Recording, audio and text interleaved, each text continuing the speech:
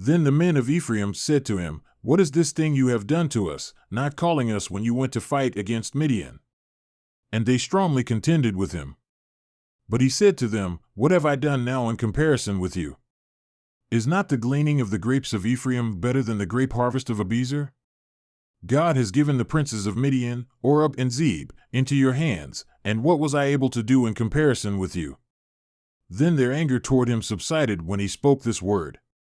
Then Gideon and the 300 men who were with him came to the Jordan and crossed over, weary yet pursuing.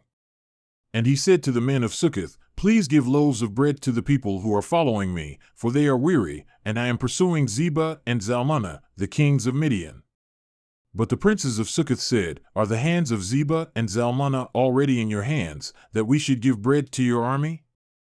And Gideon said, "Thus, when Yahweh has given Zebah and Zalmunna into my hand, then I will thrash your bodies with the thorns of the wilderness and with briars." So he went up from there to Penuel and spoke similarly to them, and the men of Penuel answered him just as the men of Succoth had answered. So he spoke also to the men of Penuel, saying, "When I return safely, I will tear down this tower." Now Zebah and Zalmunna were in Karkor, and their camps with them, about 15,000 men, all who were left of the entire camp of the sons of the east, for the fallen were 120,000 men who drew the sword. And Gideon went up by the way of those who dwelt in tents on the east of Nobah and Jogbehah, and struck the camp when the camp was unsuspecting. Then Zebah and Zalmunna fled. And he pursued them and captured the 2 kings of Midian, Zebah and Zalmunna, and he threw the whole camp into utter fright. Then Gideon the son of Joash returned from the battle by the ascent of Heres. And he captured a youth from the men of Succoth and questioned him.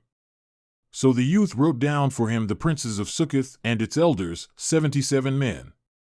Then he came to the men of Succoth and said, "Behold Zebah and Zalmunna, about whom you reproached me, saying, Are the hands of Zebah and Zalmunna already in your hand, that we should give bread to your men who are weary?" Then he took the elders of the city as well as thorns of the wilderness and briars, and with them he taught the men of Succoth a lesson. And he tore down the tower of Penuel and killed the men of the city. Then he said to Zebah and Zalmunna, "What kind of men were they whom you killed at Tabor?" And they said, "They were like you, each one resembling the son of a king." And he said, "They were my brothers, the sons of my mother. As Yahweh lives, if only you had let them live, I would not kill you." So he said to Jether his firstborn, "Rise, kill them."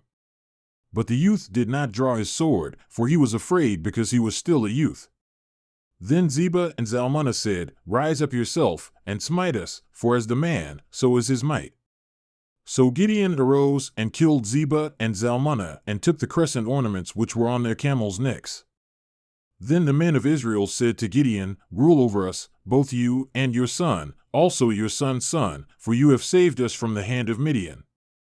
But Gideon said to them, "I will not rule over you, nor shall my son rule over you, Yahweh shall rule over you."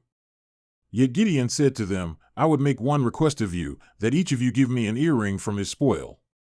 For they had gold earrings because they were Ishmaelites. And they said, "We will surely give them." So they spread out a garment, and every one of them threw an earring there from his spoil. And the weight of the gold earrings that he requested was 1,700 shekels of gold, besides the crescent ornaments and the pendants and the purple robes which were on the kings of Midian, and besides the neck bands that were on their camels' necks. Then Gideon made it into an ephod and placed it in his city, Ophrah, and all Israel played the harlot with it there, so that it became a snare to Gideon and his household. So Midian was subdued before the sons of Israel, and they did not lift up their heads any more. And the land was quiet for 40 years in the days of Gideon. Then Jerubbaal the son of Joash went and lived in his own house. Now Gideon had 70 sons who were his direct descendants, for he had many wives. And his concubine who was in Shechem also bore him a son, and he named him Abimelech. Then Gideon the son of Joash died at a good old age and was buried in the tomb of his father Joash, an Ophrah of the Abiezrites. Then it happened, as soon as Gideon was dead, that the sons of Israel turned back and played the harlot with the Baals and made Baal-berith their god.